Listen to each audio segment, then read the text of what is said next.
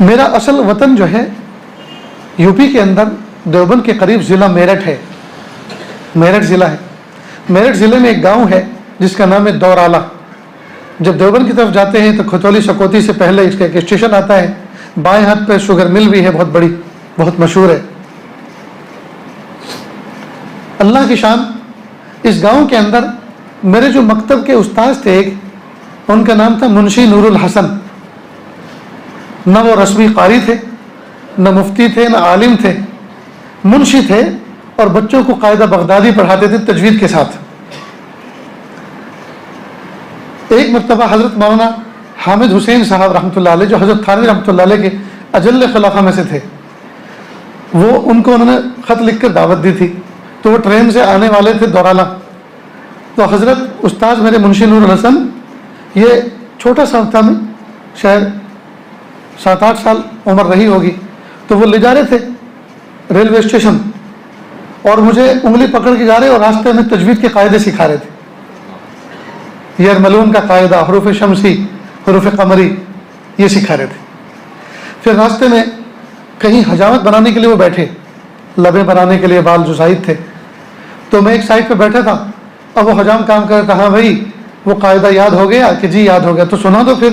میں سنا، مجھے اچھی طرح یاد ہے، حجام کی دکان پہ بیٹھ کے اس طرح سے مجھے پڑھا رہے تھے۔ یہ منشی نور الحسن حضرت تھانوی سے بیعت تھے، حضرت مولانا اشرف علی تھانوی رحمۃ اللہ علیہ سے بیعت تھے۔ حضرت تھانوی رحمۃ اللہ علیہ، یعنی آزادی سے پہلے کی بات ہے، ملک آزاد ہونے سے پہلے کی بات ہے۔ اس وقت 2 تحریکیں، 2 تنظیمیں ملک میں کام کر رہی تھی، ایک کانگریس اور ایک لیگ، اور دونوں کا مقصد یہ تھا کہ انگریزوں سے اس ملک پہ قبضہ چھڑایا جائے۔ تو ایک لیگ تھی اور ایک کانگریس۔ حضرت تھانوی رحمۃ اللہ علیہ لیگ کی تائید کر رہے تھے، اور حضرت مدنی وہ کانگریس کے حامی تھے، اور دونوں بڑے بڑے اپنے مقام پر پہاڑ تھے علم و معرفت کے۔ میرے استاد منشی نور الحسن صاحب چونکہ حضرت تھانوی سے بیعت تھے، لہٰذا سیاسی اعتبار سے ان کی فکروں سے ہم آہنگ تھے، لہٰذا میرٹھ کے حلقے کے لیگ کمیٹی کے ممبر بھی تھے۔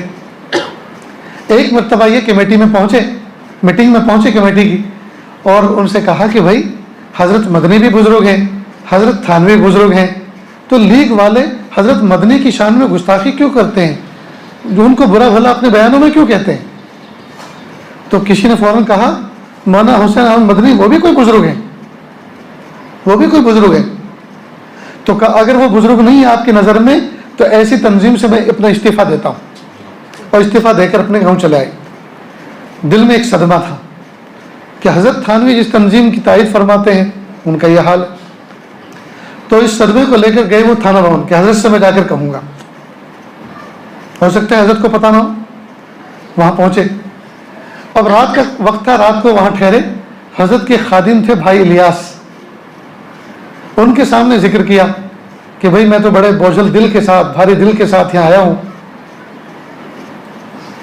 میں نے میٹنگ کے اندر یہ بات کہی تو کسی نے مجھے کہا کہ مولانا حسین احمد مدنی وہ بھی کوئی بزرگ ہیں، تو مجھے بڑا صدمہ ہوا، تو میں تو استعفیٰ دے کر آ گیا۔ تو یہ بھائی الیاس ہے، انہوں نے کیا کہا، مولانا حسین احمد مدنی کو آپ بھی بزرگ مانتے ہیں؟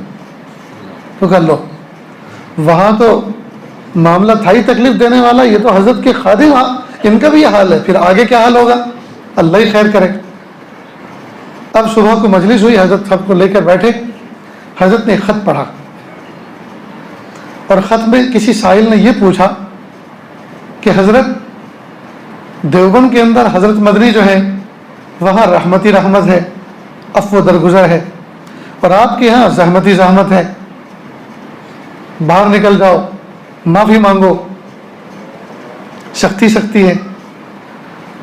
تو حضرت نے اس کے جواب لکھا، بھائی وہ تو دریا ہیں، اور بہتا دریا اگر اس میں کوئی پیشاب بھی کر دے تو بھی وہ پاک ہوتا ہے، اس کی ناپاکی پہ کوئی اثر نہیں، اس کی پاکی پہ اس ناپاکی کا کوئی اثر نہیں پڑتا، تو بہتا دریا ہے، وہ تو دریا ہے، اور میں تو ایک چھوٹا سا مٹکا اور گھڑا ہوں کہ جس میں ایک قطرہ پیشاب ڈال دو تو وہ ناپاک ہو جاتا ہے۔ جب یہ بات کہی تو منشی نور الحسن جو میرے استاد تھے، فوراً ان کی دل کی رگیں کھل گئیں، اور فوراً انہوں نے کہا کہ حضرت مجھے بھی کچھ عرض کرنا ہے، کہ کرو۔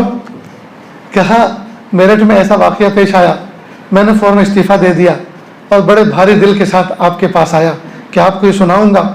رات جب قیام کیا تو آپ کے جو خادم ہیں بھائی الیاس، ان کے سامنے میں نے اس واقعے کا ذکر کیا تو بھائی الیاس نے بھی کہا کہ مولانا حسین مدنی کو آپ بزرگ مانتے ہیں؟ حضرت نے کہا آپ یہ واقعہ ان کے سامنے میرے سامنے کہہ سکتے ہیں؟ کہ جی ہاں۔ کہا بلاؤ بھائی الیاس کو۔ ان کو بلایا گیا۔ بھائی الیاس سے پوچھا ان کو آپ جانتے ہو؟ کہ جی ہاں میرے دوست کے یہ بھائی ہیں۔ کہا آپ کی ان سے کوئی دشمنی تو نہیں ہے؟ کہ نہیں میری کوئی دشمنی نہیں۔ کہ یہ کچھ سنانا چاہتے سنو گے؟ کہ جی ہاں۔ کہ سناؤ۔ کہ حضرت میں رات کو یہاں آیا اور میں نے ان کے سامنے یہ واقعہ میرٹھ کا سنایا تو انہوں نے مجھ سے یہ کہا کہ مولانا حسین مدنی کو بھی آپ کوئی بزرگ مانتے ہیں؟ حضرت نے پوچھا کہ آپ نے ایسا کہا تھا؟ کہ جی ہاں میں نے ایسا کہا تھا۔ دوسرے خادم کو آواز دی بلایا ان کا کان پکڑو اور نکال دو خانقاہ کے باہر۔ چنانچہ نکال دیا۔ جب نکال دیا تو ان کو تنبہ ہوا کہ مجھ سے غلطی ہوئی۔ کہ حضرت مجھے معاف کر دیجیے، مجھ سے غلطی ہوئی، میرے معاف کرنے سے کچھ نہیں ہوتا۔ حضرت مدنی کی شان میں تم نے گستاخی کی، وہاں جاؤ دیوبند اور وہاں سے معافی لکھوا کے لاؤ تب میں معاف کروں گا۔ اب یہ گئے دیوبند اور وہاں جا کر معافی کا تذکرہ کیا۔ حضرت نے ایک خط لکھ دیا کہ حضرت میں نے ان کو معاف کر دیا، آپ بھی معاف کر دیں۔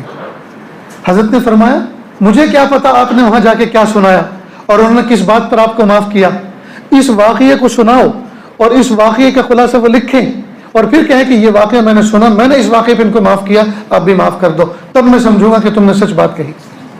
پھر گئے، پھر کہا حضرت آپ کے بارے میں کسی نے یہ کہا تو میں نے اس پر یہ تبصرہ کیا، حضرت مجھ سے گستاخی ہوئی، مجھے ایسا نہیں کہنا چاہیے، آپ مجھے پلیز معاف کر دیجیے۔